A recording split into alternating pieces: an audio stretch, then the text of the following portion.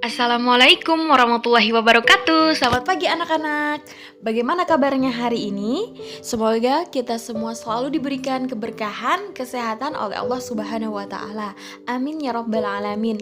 Baik, hari ini Ibu akan memberikan materi bahasa Indonesia mengenai puisi rakyat dan kita melanjutkan materi sebelumnya. Yuk disimak videonya. Kompetensi dasar yang harus kita capai ada dua. Yang pertama, menelaah struktur dan kebahasaan puisi rakyat. Yang kedua, mengungkapkan gagasan, perasaan, pesan dalam bentuk puisi rakyat dengan memperhatikan struktur, rima, dan penggunaan bahasa. Selanjutnya, tujuan pembelajaran yang harus kita capai pada pertemuan kali ini. Yang pertama, siswa mampu menelaah struktur dan kebahasaan puisi rakyat. Yang kedua, siswa mampu menyimpulkan isi puisi rakyat. Dan yang ketiga, siswa mampu mengungkapkan gagasan dalam bentuk puisi rakyat. Yang pertama yang kita bahas adalah struktur pantun. Struktur pantun ada dua. Yang pertama terdiri dari sampiran atau pengantar, terdapat pada baris atau larik satu dan kedua. Yang kedua, isi. Isi ini adalah maksud atau tujuan pantun. Biasanya terdapat pada baris atau larik ketiga dan keempat. Contohnya, kalau ada sumur di ladang, boleh saya menumpang mandi. Kalau ada umur yang panjang, boleh kita berjumpa lagi. Di sini dapat kita telaah strukturnya. Baris pertama dan kedua, kalau ada sumur di ladang boleh saya menumpang mandi, itu termasuk ke dalam sampiran. Dan baris ketiga dan keempat termasuk ke dalam isi. Berikutnya, struktur syair. Untuk struktur syair sama seperti struktur pada pantun, yaitu terdiri dari sampiran dan isi. Contohnya, berteguh jua perahumu, hasilkan bekal air dan kayu. Dayung pengayuh taruh di situ, supaya laju perahumu itu. Larik pertama dan kedua termasuk ke dalam sampiran, dan larik ketiga dan keempat termasuk isi. Di sini perbedaannya antara syair dan pantun adalah kalau syair rimanya adalah a, yaitu akhirannya sama. Di sini dapat kita lihat semua berakhiran dengan u. Selanjutnya, struktur gurindam. Gurindam adalah salah satu puisi Melayu lama yang terdiri atas dua larik, di mana kedua larik tersebut mempunyai irama akhir yang sama. Sebagai contohnya, dengan orang tua jangan pernah melawan, kalau tidak mau hidup berantakan. Struktur penyajian gurindam tersebut dua larik, isi, di mana keduanya termasuk ke dalam isi yang saling berhubungan. Larik pertama merupakan syarat terjadinya keadaan pada larik kedua. Ditinjau dari jenis kalimat yang digunakan, gurindam tersebut menggunakan kalimat larangan jangan. Dan pada larik kedua menggunakan kalimat dengan pola hubungan syarat, yaitu kata kalau.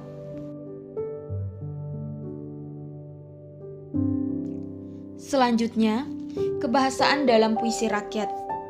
Yang pertama, jenis kalimat. Jenis kalimat terbagi menjadi 4 bagian, ya. Yang pertama, kalimat perintah. Kalimat perintah adalah kalimat yang berisi perintah atau suruhan. Sebagai contohnya, patuhlah kepada orang tuamu. Di sini terdapat perintah patuhlah, ya. Patuhlah kepada orang tuamu.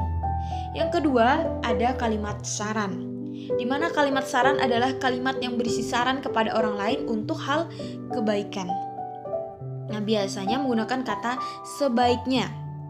Contoh, sebaiknya kau pikir masak-masak, atau sebaiknya kau pikir matang-matang. Nah, di situ ada saran, ya. Yang ketiga, kalimat ajakan. Kalimat ajakan adalah kalimat yang berisi ajakan untuk mengajak, ya, mengajak orang lain untuk melakukan perbuatan. Biasanya menggunakan kata ayo, mari, ya. Sebagai contoh, marilah kita jaga kebersihan lingkungan kita. Lalu yang keempat, kalimat seru. Kalimat seru adalah kalimat yang mengungkapkan rasa hati seperti kagum, heran, senang, serta sedih. Nah, Biasanya kalimat seru ini menggunakan kata alangkah, wahai, betapa, ya, hai. Contohnya, wahai pemuda harapan bangsa. Nah, di sini pengungkapan rasa hati ya. Itu kata wahai. Selanjutnya kata penghubung. Kata penghubung yang sering digunakan pada puisi rakyat ada 4 ya. Kata penghubung tujuan, kata penghubung sebab, kata penghubung akibat, dan kata penghubung syarat. Untuk kata penghubung tujuan adalah untuk menjelaskan maksud dan tujuan suatu tindakan. Biasanya menggunakan kata supaya, untuk, agar, dan guna. Sedangkan kata penghubung sebab yaitu untuk menjelaskan suatu peristiwa terjadi atas sebab tertentu. Nah, sebagai contoh katanya ada sebab itu, karena, dan oleh karena itu. Yang ketiga, penghubung akibat. Nah, penghubung akibat ini adalah bertujuan untuk menggambarkan suatu peristiwa terjadi atas sebab peristiwa lain. Nah, contohnya kata sehingga, sampai, dan akibatnya. Yang terakhir kata penghubung syarat, di mana bertujuan untuk menjelaskan sesuatu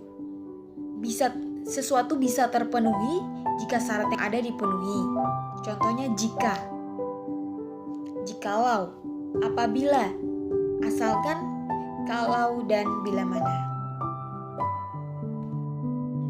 Selanjutnya, kalimat tunggal dan kalimat majemuk. Kalimat tunggal adalah kalimat yang memiliki satu subjek dan satu predikat. Contohnya, pagi-pagi saya berangkat ke sekolah. Nah, di sini terdapat satu subjek yaitu saya dan satu predikat berangkat. Yang kedua, kalimat majemuk. Kalimat majemuk adalah kalimat yang memiliki lebih dari satu subjek atau predikat. Kalimat majemuk terdiri dari penggabungan 2 kalimat dasar atau lebih. Nah, contohnya, jika bermalas-malasan, masa depan tiada tentu. Itu termasuk ke dalam kalimat majemuk hubungan atau syarat yang ditandai dengan kata jika, seandainya, asalkan, apabila, dan andaikan. Selain itu, ada kalimat majemuk lainnya, yaitu terdiri dari kalimat majemuk tujuan, kalimat majemuk konsesif, kalimat majemuk sebab, kalimat majemuk perbandingan, kalimat majemuk akibat, dan kalimat majemuk cara. Di sini sudah tertera pengertian definisinya. Silahkan dibaca dan dipahami. Contoh-contohnya juga sudah ada.